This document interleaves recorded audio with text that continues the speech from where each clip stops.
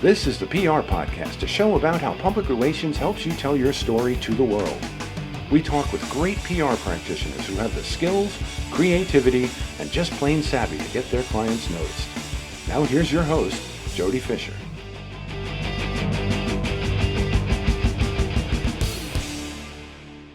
Hey everyone, and welcome to the PR Podcast. I'm Jody Fisher. Thanks for joining us. Well, what a start we have had to 2021. Just since the first of the year, there has been so much news that has happened, and we're not even talking about a pandemic to boot. So much for easing into things as we come back from the December break.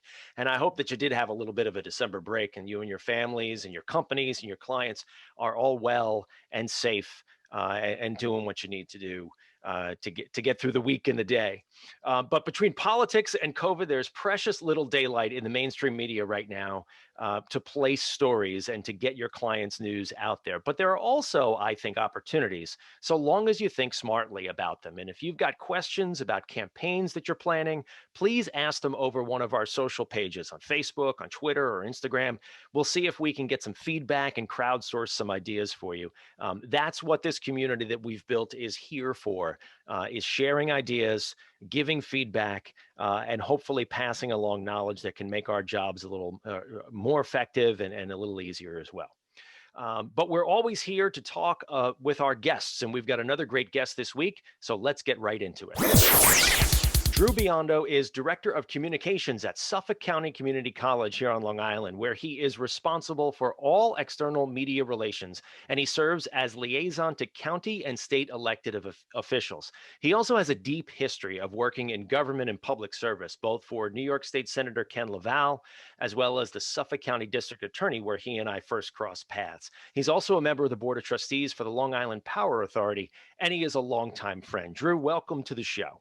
Why, thank you so much, and Happy New Year to you and everyone. Happy New Year to you as well. I hope it's off to a good start for you. I was really interested in having you on because you are someone who we've not talked to, or the type of person who we have not talked to so far on the show. You're a master communicator, both with media and with the two other publics that are typically defined as public relations, government relations, and community relations. Tell us a little bit about what you do, and then maybe we can get into the differences among the three: media, government, community, as well as the similarities of those groups.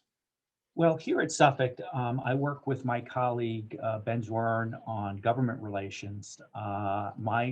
Because I came out of the state Senate working for Senator LaValle, I had close contacts in the state Senate, and I work primarily on budget issues. But we also serve as the point of contact for elected officials when the elected officials' constituents might have a glitch they're trying to work out with the college, and they want to get through the bureaucracy, if you will, not knowing who to call, who to contact, or sometimes they go to the wrong campus, the wrong person who cannot help them. So we try and streamline what's happening with their constituents. If it's a tuition problem, a credits problem, we try and help elected officials get answers for their constituents. But on the other side of it, we're also working constantly to make sure that our students get the funding they need, and that means funding for the college, because every dollar that doesn't come from the state or county government has to come through tuition. And we want to keep tuition as low as possible. I believe we have the lowest tuition of any college on Long Island right now. And that's our goal, to make it as affordable for our students as possible. On the other side of that, I also do media relations for the college. We try and tell our story to the public to let them know that we're here. Because our campuses are pretty much self-contained, you can probably drive by most of them and not recognize that the college campus is there, with the exception of maybe the Brentwood, the Michael J. Grant campus, because there's the large arena there. But I'd encourage folks to find out more about the college, visit our website once the pandemic breaks, visit our campuses, and I think you'll be surprised to learn of all the things that we have to offer the community. Let's talk a little, thank you for that background. Let's talk a little bit about sort of the communication and storytelling aspect of your job and how you do that across those three different groups: media, government, and community. We frequently talk about sort of a consistency of message, whenever you're trying to put something out. So making sure that you're telling the same story and, as they say, singing from the same song sheet. But there are specific ways you need to tool those messages for those different audiences. Would you agree? Yeah, and what we try to do, and working with my colleague in government relations, we try to make sure that if there's a story, we try to highlight very simply success stories, students who come here who make the most out of their time here, and we have a lot of them, so that legislators understand that when they vote yes to our budget, the money is being well spent. And I can give you dozens, if not hundreds, of stories of students who come to Suffolk Community who are not sure what they want to do after high school. And you have to recognize that community college is a lot different than the four-year institutions. Suffolk Community and the community colleges across the state, and I dare say across the country, we're open access. So you don't have to take an SAT or an ACT. You take an entrance exam so the college gets an idea of where you are academically, and then you're on your way to a college career. So you can be at the bottom of your class in high school, maybe because you aren't motivated, come here and get your academic game on and excel. And we have lots of those stories to tell. Or you could be a very, very good student in high school, come here, come into the honors program, and use this as a launching pad to a really good four-year college to finish your last 2 years. Or you could come here and you can do the technical side of college. You can learn, you can become an automotive technician, you can go to the culinary school, you can go to the nursing school. There are so many options. And that's the story that we want to tell to legislators in the community, that we're here for you. And that also means that, for example, with the pandemic coming on and the vaccine being distributed throughout Long Island, that we open up our campuses to be a host site for distribution of the vaccine, which we are doing. The college has opened up its buildings for the Suffolk County and the health department to administer the vaccine, because we have large buildings with wide open spaces where people can be socially distant.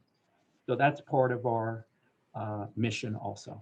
That's great, and that's gotta play well, for lack of a better phrase. That's got to play well with the community and government representatives that you speak to. That you're not only providing the core mission educational component, but then you're also providing this sort of public service component when Yes. you're able to play that role. Yes, and I'll give you an even another example. For instance, when elected officials want to have community meetings, believe it or not, there's not that many large spaces on Long Island that you can hold large meetings in without going to a hotel somewhere and renting a ballroom. And we have many such spaces. And for elected officials, we make those rooms available for them to meet with constituents or community groups, or whatever group it is. And a prime example is Senator LaValle, who I used to work for and who just retired as of January 1st, used to have an environmental roundtable every single year in February, with between 60 and 80 or 90 people.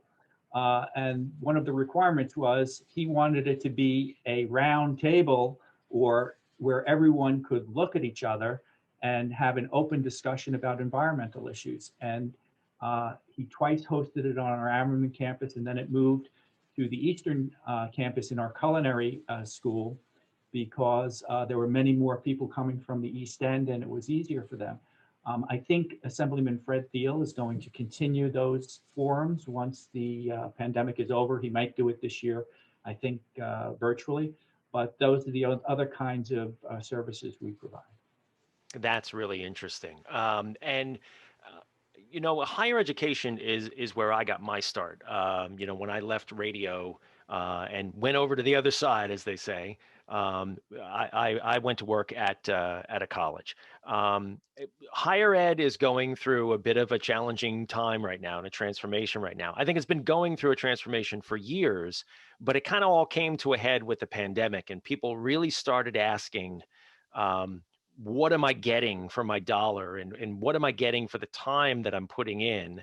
And they asked it in the context of pandemic, if I'm not on campus, and that was the baseline question. If I'm not on campus and I'm doing Zoom classes, okay, fine, but do I need to be paying all this money if I'm not going to be on campus? Give me your sort of your view on where higher ed is right now. And you started to get into a little bit before, whereas where you were talking about the types of students that come to you and sort of the opportunities that are presented to them by a place like Suffolk County Community College. Well, I think all you have to do is look at what is the earning potential of college graduate versus a high school graduate or a person who hasn't even graduated from high school. And I don't have the numbers in front of me, but there's a vast difference over a person's professional lifetime. And my advice is there's something that you really love that you can study.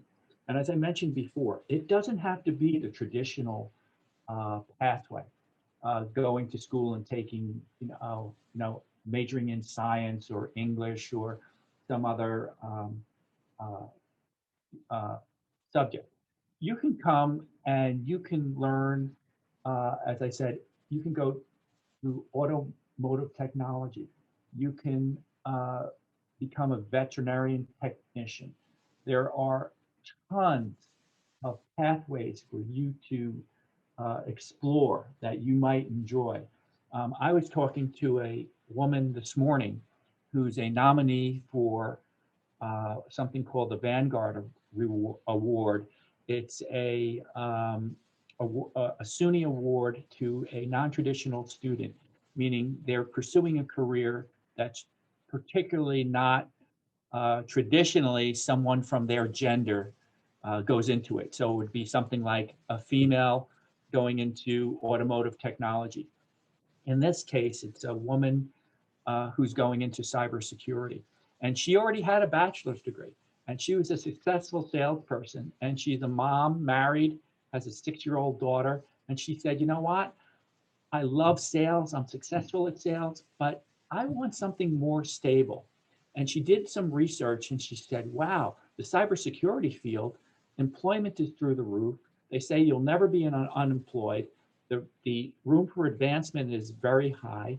So she came here, she majored in cybersecurity. She's now up for this great award. She's going to graduate and go on to New York Institute for Technology and get her master's degree in cybersecurity. One other story similar to that, there was a young man who took a similar path and ended up at NYIT, and he's going to be hired by the Department of Defense right after he graduates from New York Institute of Technology. So there's a number of paths that you can take. And I'll go back to the automotive technology. We now are training professionals to be technicians on Tesla automobiles. And I've got to tell you, the demand for them is tremendous. They graduate from here and they're recruited from all over the country to go work and service Tesla automobiles, which are very complicated. And, as soon as folks hear automotive technician, they think mechanic in a blue jumpsuit with grease all over them. And that might be the case for fixing certain portions of an automobile, but in terms of the newer models and the latest models, you're talking about automobiles that are diagnosed via computer, are generally fixed with some kind of software patch. I know I've even had that happen to my automobile. So it's a very technical profession, and it pays very well right out of college.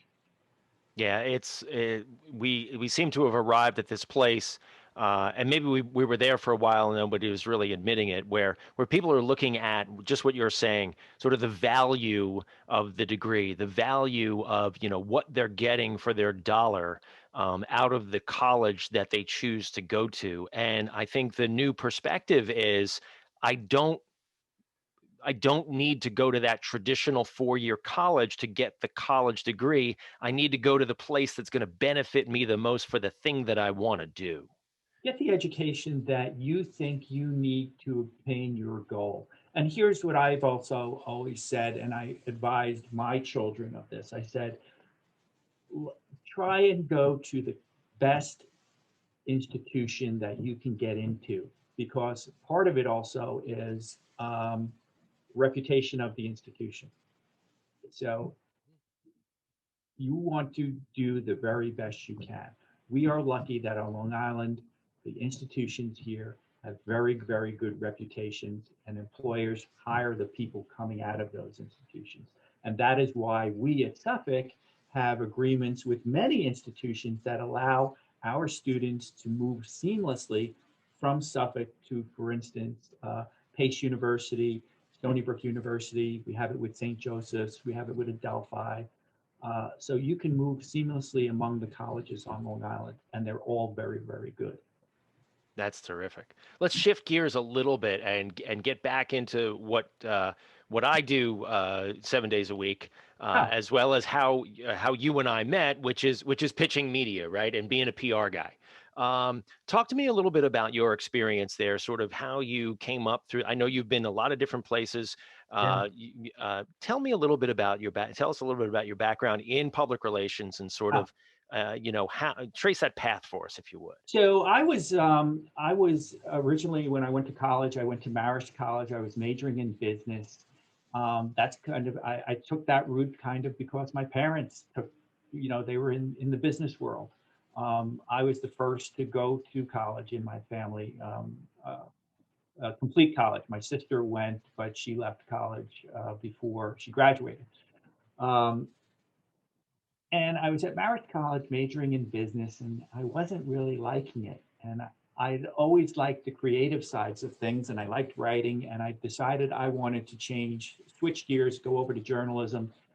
And there were certain things happening in my life at that point, and I decided I wanted to leave Marist. I applied to colleges on Long Island, Post, Hofstra.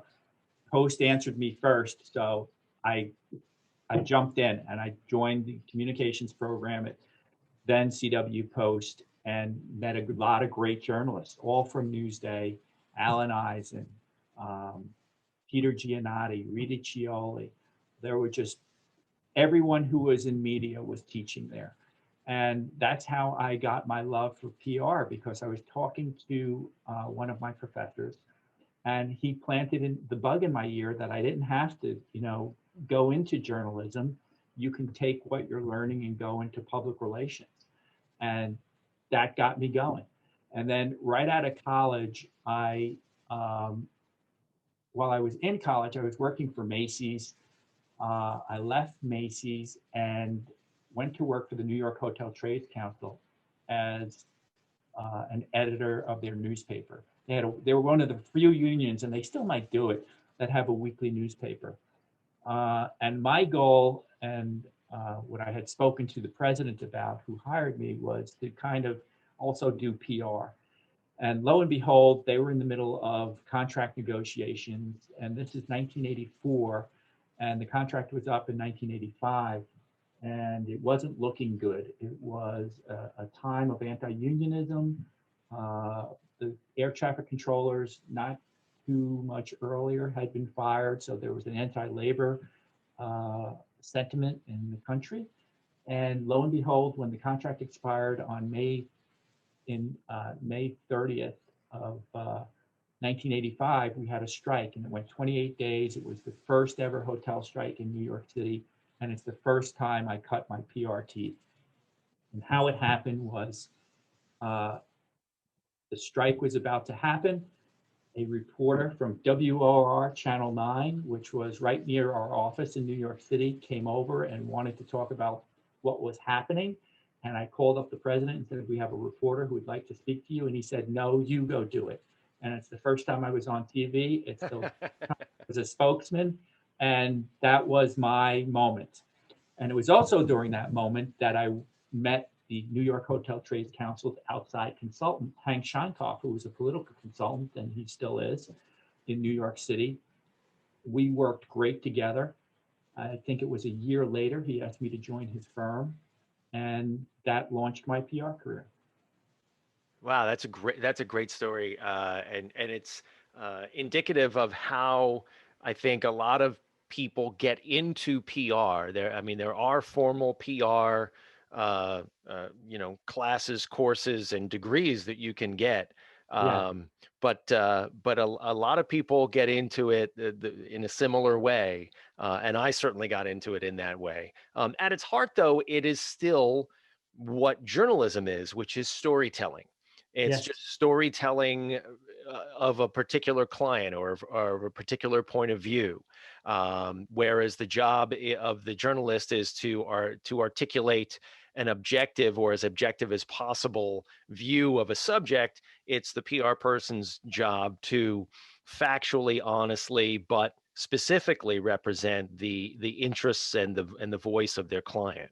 And I Uh, think also it helps to be, and so many reporters do move over to the PR side. And I find that they're very successful because they understand what news is.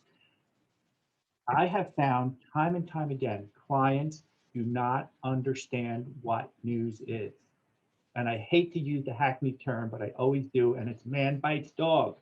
It's man bites dog. It has to be compelling. It has to be out of the ordinary. I always get, when I was on the private side, had clients saying, this is a great news story. And I would say, to who and why? Uh, it's very late. I get it here at the college. We're going to have an agreement for, uh, we're going to have an agreement that we're going to have a seamless transfer between X college and our college. Yes, it's important to the audience here at the college, but it's not front page news on Newsday, which many people think it is. Yeah, I've said the same thing. It's important to you. We've got to make it important to them. Why is it important Right. to them? Yeah. So rolling back the tape over the course of your career, and using that as a springboard, what stories or what jobs stick out to you as the most successful and why? I mean, you did a lot of work, and where we first crossed paths at the Suffolk County DA's office. There's something thrilling about going to a press conference and seeing, whether it's a whole bunch of contraband laid out on a table, or a perp walk, or a terrific verdict to a case. But what makes a good story, whether you're at the Suffolk DA's office or anywhere else? What do you think makes that good story? I think details make good stories, and um, making it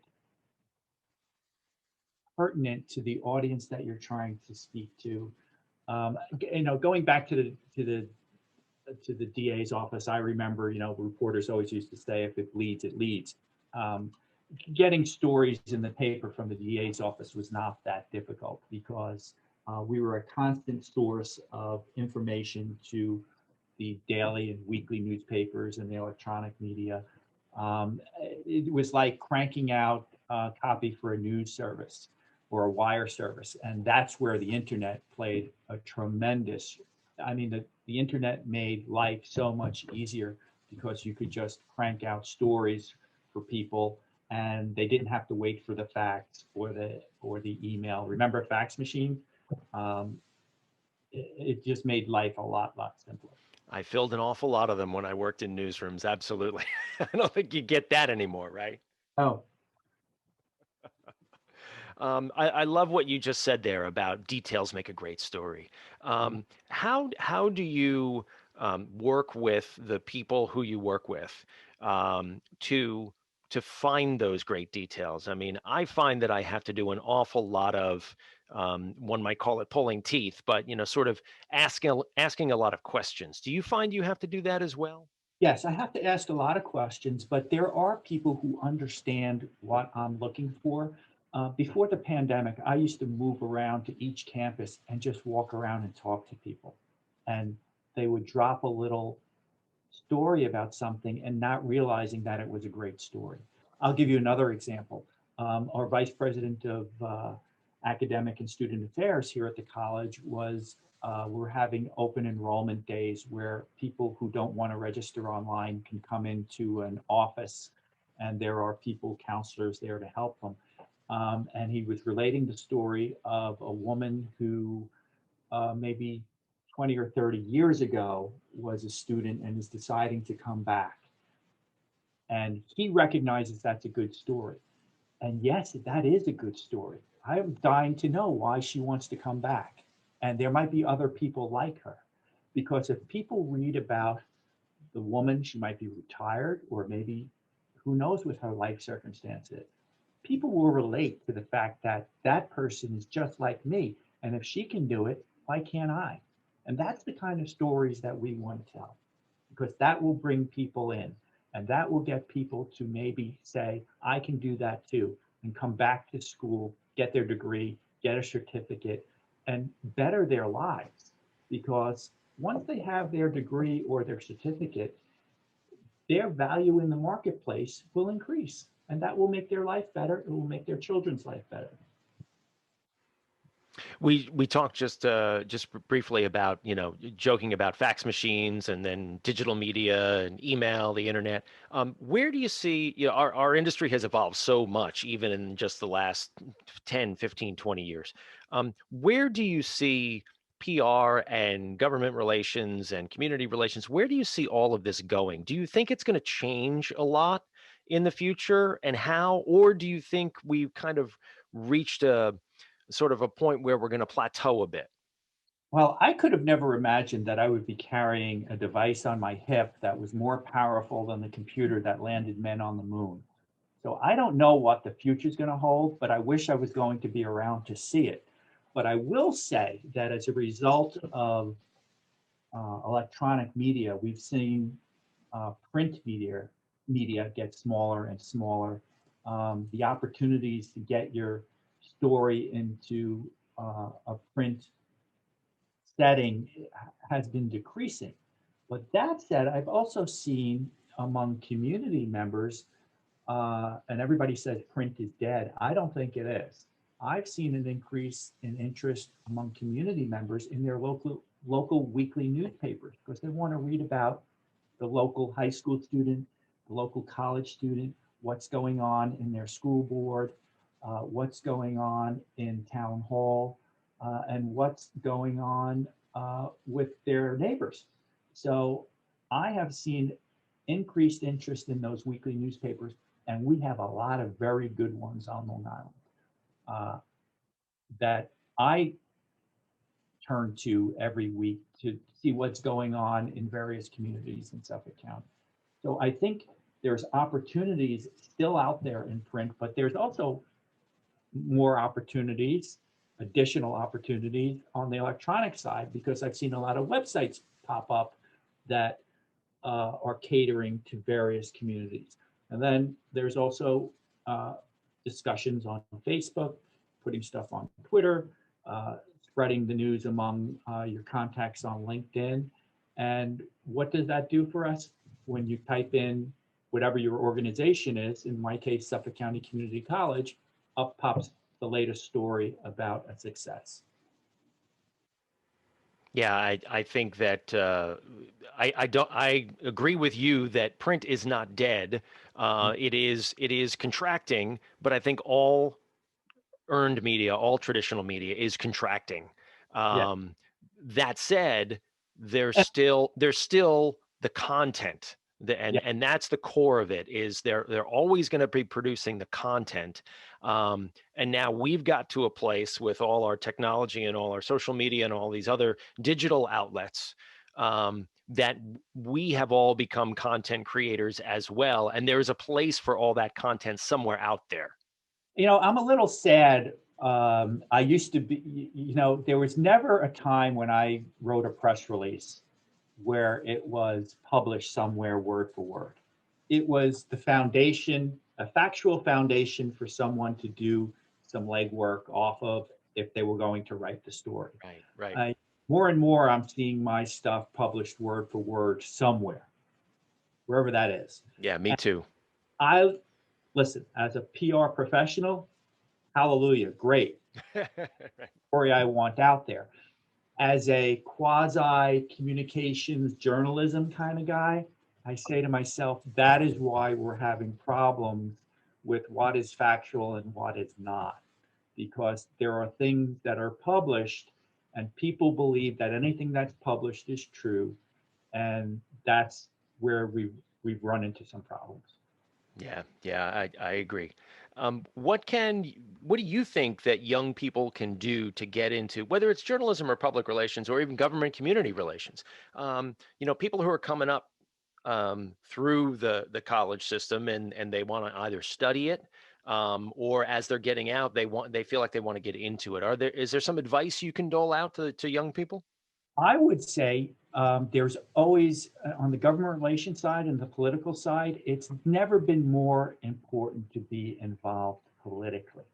And that might be a tough thing to do because I know as a young person, I quote unquote didn't want to choose sides, even though my leanings were to Democrats, if you will, and I worked for a Democratic consulting firm, worked for Democratic candidates, but ultimately worked in 2 Republican administrations. Uh, but you should try it out. Volunteer on a campaign, get involved in a school board, get involved in your village, if you live in a village, in their government. Go to those meetings, go to your school board meetings and figure it out. And I also know that there are plenty, if you have even a leaning towards journalism, there are plenty of weekly newspapers that might want to give you a summer internship or a shot at volunteering or even working for a short time to see if you like it. I know I had a student call me asking to, I'm interested in journalism, but I don't know what to do. And I put them in touch. I said, go to your weekly newspaper. I said, offer to volunteer. Or if you have enough experience, you know how to write, you can compose a news story. Ask them if you can work part-time, maybe covering board meetings or school board meetings. Offer to do something for them that they don't have the staff to do, and you might be able to get your foot in the door. Great advice. So we've come to that point in our show where we steal a page from inside the actor's studio and we ask our guests a series of rapid fire questions, Drew. So these are meant to elicit, simple answers, maybe a laugh or two. So with your indulgence, here we go. Yeah. Rapid fire question number 1. What is your favorite news source? I love CBS radio. Big points there. Being an alum. I listen in the car, and believe it or not, I have been as far away as Charlottesville, Virginia, and heard the signal. So it's my local news source when I'm in the car. To read, I read Newsday, the New York Times, and the Washington Post. Great. Rapid fire question number 2, your favorite social media platform? I am a Twitter reader fanatic. I read Twitter all day long. I do social media for the college, so the feed is always going, and I'm always reading it, and I find it a tremendous source of news and information if you're following the right people. Rapid fire question number 3, coffee or alcohol? I'm a coffee person. I get my large Dunkin' Donuts coffee every morning. Rapid fire question number 4, favorite on-the-run food? Ooh, that's a tough one. I would have to say pizza. You can put anything on it, just not pineapple. Are you a pineapple guy? Never. All right, good. You could stay on. And rapid fire question number 5. What do you want to be after you finish this career? It's funny. I've thought about that a lot, and I want to do something really, really simple, brainless. Uh, Drive a tractor cutting a lawn somewhere, becoming an Uber driver, working at Home Depot. Listen, I enjoy interaction with people. So that would be something that I might aspire to do. But in seriousness, if I weren't doing that, I would just like to be a consultant. Where, called upon when advice was needed, but not be working 9 to 5 every day. Well, Drew, this has been a great conversation. Thank you very much for spending this much time with us. We really appreciate it. Please let people know how they can find you online. I am on Twitter at Drew Biondo, Facebook, same place, LinkedIn, same thing, Drew Biondo. And you can find me in the college directory at Suffolk County Community College. If you have any questions about the college, happy to answer. And if I can't answer them, I can direct you to the person that can. Fantastic. Well, thanks again, Drew. And thank you, everyone, for listening. Please remember to subscribe to the show, connect with us on Facebook, Twitter, and Instagram at the PR Podcast, and send us a question or a comment. And we'll see you next time on the PR Podcast.